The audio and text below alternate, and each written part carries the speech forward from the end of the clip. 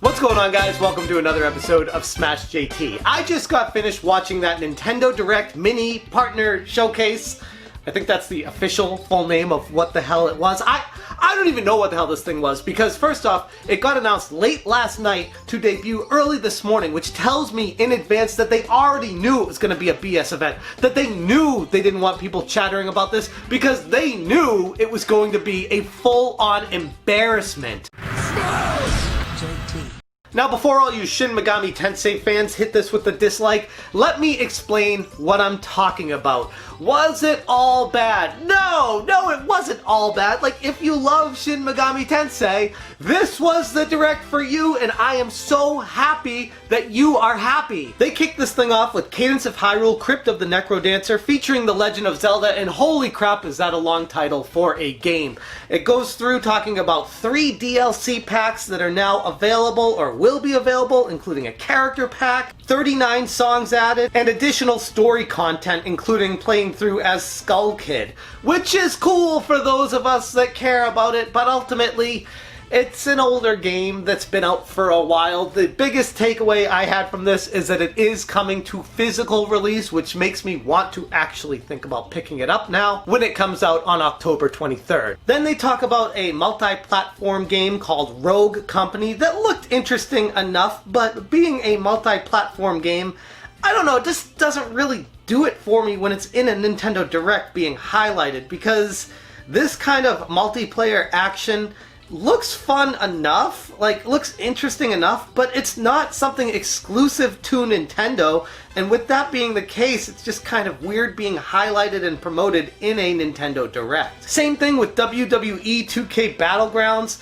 where this game, it looks absolutely ridiculous. Hopefully it's not as bad as every other wrestling game that's ever come out, but most likely let's keep our expectations as low as we keep them for Nintendo Directs, because that's about where wrestling games are this day and age. And the most annoying thing about this trailer was they kept cutting the trailer off to show a bunch of wrestlers cheering and being excited and giving their reactions and who cares? Let's watch the game. I don't care about these fake reactions just to get emotions out of people. I want to see what the gameplay is and see if it looks interesting, and I couldn't even figure that out by the way they kept splicing the footage. Whatever though, if that's your jam, great. There's a wrestling game coming out. Again. And then the biggest thing that they ended the Direct with was Shin Megami Tensei 3 Nocturne HD Remaster, available spring 2021, which is a little less than a year from now, so it's pretty hard to get it amped and excited for a game that's already been out, but being HD remastered for next year coming out on the Nintendo Switch. But again, for those of you that like Shin Megami Tensei, this was the Direct for you. And then they ended the Direct with Shin Megami Tensei 5 coming out in 2021 on a simultaneous worldwide release, which it looks cool if that's your jam. But again, that's just for the people that love Shin Megami Tensei. It's not one of those things that it's going to excite people that don't really care about that series too much. Maybe it might introduce new people to it that didn't know about it before, and if that's the case, fantastic. But for those of us that have tried it and we're like, it's fun, but I just don't have the time for this in my life for whatever reason, it just left us feeling a little bit empty. And that was it. It was like 8 minutes, and it talked about 1, 2, 3, 4, 5 games in 8 minutes. And these games were games we already knew about. Most of them are multi-platform games already, and some of them are already available on other consoles. So it just felt like it was extremely unnecessary. There was nothing in this presentation that made me feel like, oh, okay, that's the reason they needed a Nintendo Direct for this moment. All of these things could have just been released as trailers, but unfortunately, like I said, Nintendo is using the prestigious Nintendo Direct name to garner attention for games that otherwise should have just been trailers released online and promoted on Nintendo's Twitter and maybe promoted on Nintendo's YouTube channel. But calling it a Nintendo Direct is just, it's disrespectful to the name of Nintendo Direct. If we look back, especially this time of year during E3, where Nintendo has a history of knocking it out of the park with crazy announcements and fun animations or puppets or all these other things they've done just to make it an entertaining show. And here we have Nintendo just saying, here's a few games for you. Hope you like it. Thanks for watching. Now, I bring this back to the point of Nintendo doesn't want a big Nintendo Direct right after a major release because they don't want to take attention away from that. And in this case, Paper Mario: The Origami King just released last week. So announcing a gigantic Nintendo Direct right now, probably in Nintendo's mind, they'd be worried that it would be taking attention away and potentially removing sales away from the launch of what Nintendo amounts to a major release in 2020 for them.